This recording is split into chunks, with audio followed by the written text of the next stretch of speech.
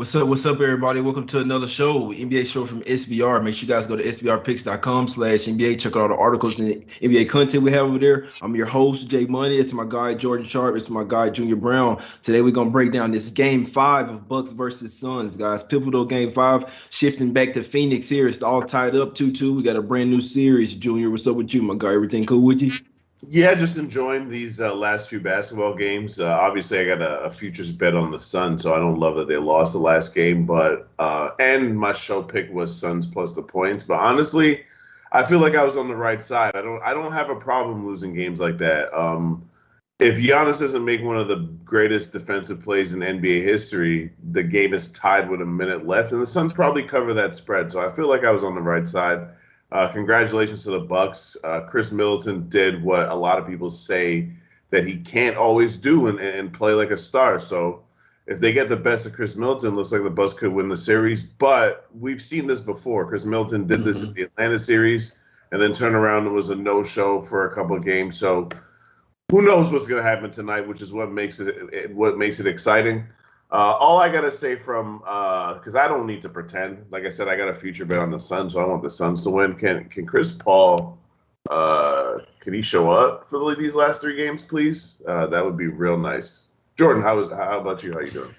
I can't complain. Cashed Pat Connaughton. I mean, once again, second game in a row. It's deja vu. He had like 2 rebounds and assists at halftime. I'm sitting there like, damn it, why did I do it again? And then sure enough, the man just gets a bunch of timely buckets and once again a lot of big rebounds for the Bucks, and he ends up cashing for us. So rode with Bobby Portis too, Jay. That was kind of rough. He got the short end of the stick, missed some shots obviously, which kind of hurt us a little bit. But can't complain too much. I can complain a little bit actually, if I may. That the final 2 minutes of that basketball game were just depressing as hell for Suns futures tickets holders, as for Junior and myself, anybody out there. I mean that looked like the game that they were going to take all up until like the last 90 seconds. And then what was it? I think the Bucks went on like a 19-8 run to close that game. It's just that it happens. I mean, like the Bucks kind of looked like in the fourth quarter that they were making a push. You kind of got that feeling. You knew it was going to happen. You knew it was coming. They were at home. The crowd was wild. And you're right, Junior. I mean, it just boils down to the Suns turning the ball over. Chris Paul being the main culprit of that. With another 5 in this game, just absolutely just mind blowing how many turnovers he's had in the last 3 games for a guy who's Chris Paul. I hate to speak frankly like this, but his legacy is kind of on the line here in this game. In certain regards, I'm not going to say that like completely, but this is the pivotal career-defining game for Chris Paul tonight. If he doesn't come out and have a big game, you can say it, Jordan, because it's fact. I mean, because Booker did everything he could in game 4. Like you knew he was, because after game 3 performance, you knew he was coming out and it was lighting up buckets. I had a chance to bet him actually plus 14.5 points, rebounds, and assists against Giannis. And you kind of look at it and it was like you knew Giannis was going to get like a bunch of rebounds and assists, but if he didn't go off in points, Booker was going to cover it because you knew he was going to come to play. Wish I would have taken that last game because you knew from about the opening tip that he was ready to go. But rolling it all back here for game 5, it's a 3-game series now, as we said and we talked about. So try to cash again. I've been running pretty hot on first halves. We're going to run another one here on Saturday to see if we can try to keep it going. How about you, Jay?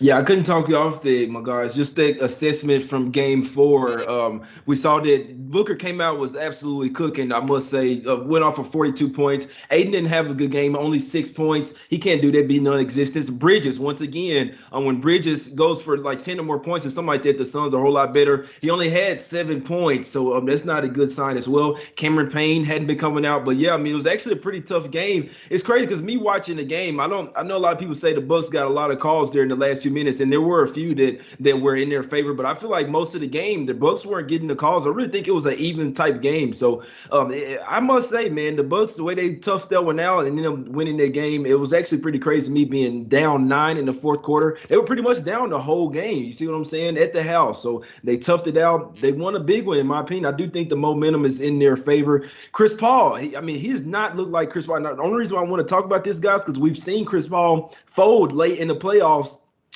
time and time again, right? That's why he hadn't won a championship. So we've seen him fold again. There was a huge turnover, which is bad as the game they had. That huge turnover late in the last minute really dictated the game, in my opinion. They still had a chance to cover or win the game. So Chris Paul, their best player, the reason why they got here, he's going to have to step up. And I was saying a few days ago as well, maybe the Suns run out of gas. They went balls to the wall all year, guys. They didn't rest any players. They're being favored by 13.5 over the Thunder. They're still playing everybody in the second half, just wanting to smack everybody up. I was just thinking that they could come back to bite them late in this series, my guys, and we've seen it. And also the Bucks, between games 1 and 2, I believe they're 0-2. And then the games 3 through 7, they're like 5-1 against the spread. So these boys have been covering the spreads late in this series. But let's get to it today's game, man. So enough about game 4. Obviously, this is game 5. Let's get to it. Jordan, we got the Suns here laying 3.5, 4 at the house, my guy. What we like here, we're going back to the well with the first half.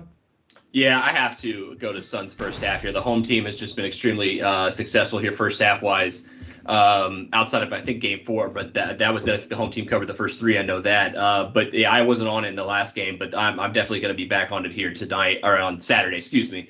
I just for a couple of reasons why. Mainly just because how performance wise the Suns have looked at home in the first half, and obviously. The elephant in the room is they're coming out in with a huge amount of desperation to win this game. And you know, they say, obviously, I think it's a little cliche at this point, but you know, the series doesn't start until the home team loses, and we have yet to see that. So I think in this mindset, if you're the Suns and you know, I love that we've got access to the locker rooms and post-game stuff, and we've been able to watch Monty Williams, because the thing he said is basically it's like we killed ourselves. It was 17 turnovers. We gave up a ton of offensive rebounds. We correct those 2 things, we win this game easily. We close it by 5-10 points potentially, which is the way they were trending through about 3.5 quarters in game 4. So I think for the safest reasons, you know why I don't want to bet on the Suns here full game, just simply because like we've seen the closing out games that they 2 games in Milwaukee, they struggled to close out quarters. In games 3, it was quarters 2 and 3, and obviously we saw in the last game it was game 4, or it was the fourth quarter, excuse me. So I'm not really ready to bet them on closing the game, but for the first half wise, I think they come out with a ton of desperation. The role players are going to play better, like you said. Cameron Payne, I think, has a bounce back. Cam Johnson's been just lightning in a bottle for this team as a rookie here in the playoffs. Here, he's been playing huge minutes since Dario Saric went down. He's been playing a lot more small ball 5, which has been important for them. But the 2 things I have questions of, which neither of these 2 teams can control, is the officiating wise. One, is the game going to be called as loosely as we saw in game 4? Because Jay, you're right. I mean, I think there is some critique of the referees, but I think the thing that we saw in game 4 was that game was just looked like a 90s style game for the first 3.5 quarters. Then all of a sudden, the refs tightened up the whistles like real late in the game, favored the Bucks. They went ahead. They got some calls. Obviously, the Suns committed some turnovers, and the rest was history. So is the game? Are we going to see them let them go at it? Are we seeing them let them bang down low, or are we going to see them let them get contact at the rim and not call it? I'm going to be very interested to see that. And then secondly, we've once again seen the 2 games in Milwaukee, the Bucks outshot the Suns by 10 free throws. I don't know if we're going to see that again here with the Suns reversal here. I think they're going to be get the benefits of some of these calls early. So want to bet on them in the full game. I think the first half's a safer play here. I like the 2 points. They've been one of the best playoff defensive teams in the first half at home. I think that trend continues like it has for the home teams in the series. Exactly. Yeah. And hey, I know. I mean, me watching the game. Crowder got a bunch of those little iffy little calls, man. He got a bunch of them little flopping calls, man, just for what's worth. But hey, it'd be interesting to see what happens. I still think that they game 4, in my opinion, I think it was red for the Suns. And I started midway through the game. I'm like, I think the Suns are supposed to win this series, guys. Just from what I'm watching. Junior, what you think? What do you think, my guy? What do you think about this game 5? And just real quick, that stat: games 1 and 2, the Bucks so far since the start of the Eastern Conference semifinals, 1-5 against the spread. Games 3 through 7, they're 8-3 against the spread. So maybe it's something up to them letting the team go up 2-0 or whatever, getting their best shot, and then coming back making adjustments. Junior, what we doing? It makes me feel better about my play. I'm going back to what I started off the series with when the Suns were at home, and I was betting the money line. When the Suns are at home, I'm betting the money line. So my play is Suns money line. The Suns lose this game, they probably lose the series, in my opinion. Yeah. So it's if I believe that the Suns are going to win the series, then I have to believe they're going to win this game. and probably win the next game, in my opinion, right? People will disagree with that, which is fine. I don't expect you to, anyone to really agree with me. But what I will say is that the referees in this game, I mean, I don't really know what to expect from the referees in the sense that, so in the first 3 quarters, I agree with y'all. Like, Devin Booker was going to the basket, and even though he was, like, a lot of times pulling up for mid-range jumpers, it's because he was getting hands in his chest, and he was getting, hip checked, and he was getting a lot of 90s style defense that you don't really see too much these days. And then all of a sudden in the fourth quarter it changed, except when Devin Booker clearly fouled Drew Holiday on purpose. And they just are like, forgot about that. We're just gonna pretend like we don't see this shit. And the Bucks benefited from that because they scored right, like from a putback. Yeah. But I want Phoenix to win, and I was like, what the fuck am I watching right now? Like, it's like the most obvious foul in the world. That was crazy. So it's hard for me to say that the Bucks are getting all the whistles because that was egregious to say the least. But as far as tonight, I feel like Jordan's angle of first half play, if you're looking spread wise, you have to expect not only is Phoenix going to come out with energy,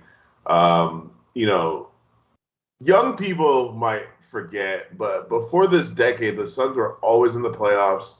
They've been in the Western Conference Finals a bunch of times. The NBA Finals twice. This crowd is going to be hungry as fuck, bro. Like, they're going to be – it's not like the state of Arizona is winning championships left, right, and center. Like, this is it right here. You know what I mean? And This is the franchise that has been in that state for generations. Forget about the Diamondbacks. Forget about the Coyotes, forget about all these other. No, the Suns are the franchise in that state. So I feel like this crowd is going to be a Game 7 type crowd, and an early bet might be worth a look. I'll probably get in a little sprinkle, but for now, my play is Suns full game. Got you. Yeah, it's crazy to say, and I'm glad Junior said that because this is how I feel. If they do win this game, then it might be Bucks in 6. This is an absolute must win for the Suns.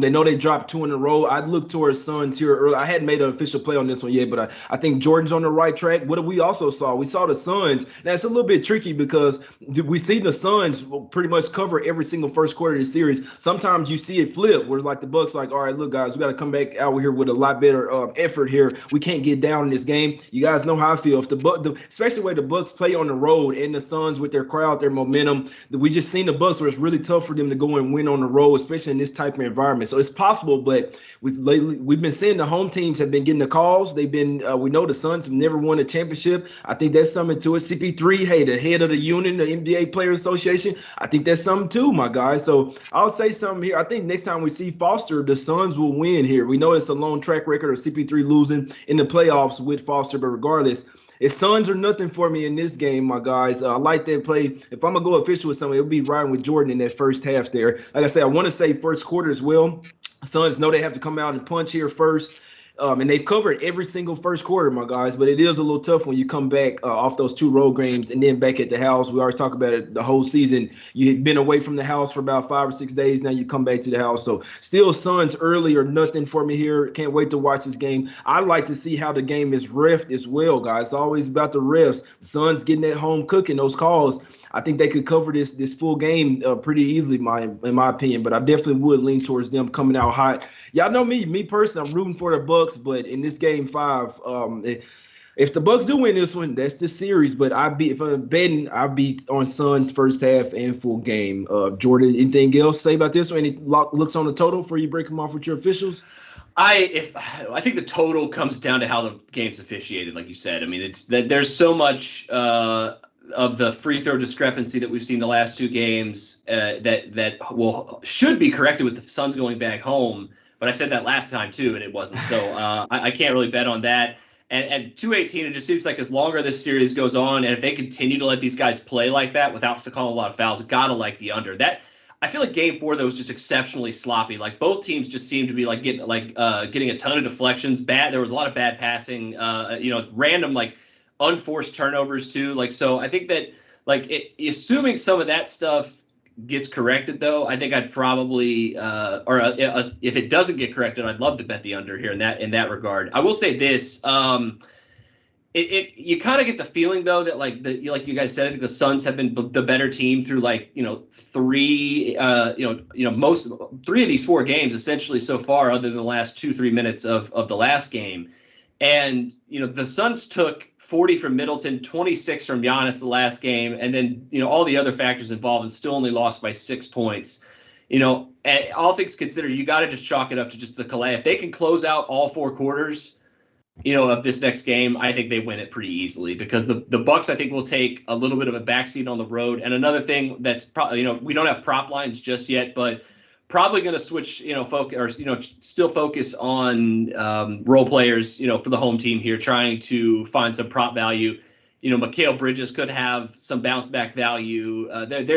There's the narrative, I think, will change. I think there are a lot of people that love to ride when a team wins 2 in a row. They're like, oh, that third game in a row it's got to happen. It's the way the last 2 have gone, that recency bias, as you talked about. But this is the NBA, and it is, you can win 2 games in a row in the playoffs like that, especially when you're playing them at home. But to win 2 games in a row and then go on the road for a third game, try to win that one, that would be a monumental feat. You would have to see the Suns play worse than what they played in Game 4 for that to happen here at home, I think. So.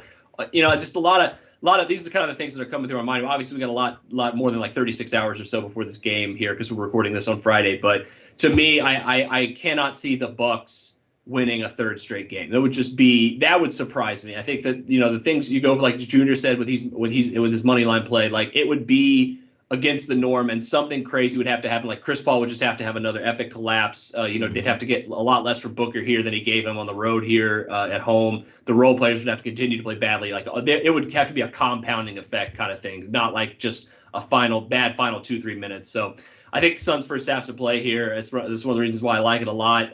But I will be looking out for maybe got to go after my Racer campaign here. I might be targeting his prop and maybe Johnson and Bridges as well here. We'll see on Saturday when the lines come out. Exactly, Junior. We'll see if Devin Booker go for 42 again. He was the Suns team in my opinion on Game 4. He kept them into the game in my opinion. Without Booker going off, obviously they probably get blown out. So you're gonna need some more for CP3. Aiden got to give you more. That's what we've seen from the Suns, Junior. Junior, the Suns your squad. What do they do all season? It's been a collective team effort from them. And I say collective even with the guys off the bench as well. Johnson, Payne come in having huge attribution. So my opinion, they can't have Booker be like the best player out there. Obviously the best player on the team, but they need everybody involved, because you turn into a one-trick pony, you make it easier for the other team to lock you up. Junior, what are we doing with what you like going with official, my guy?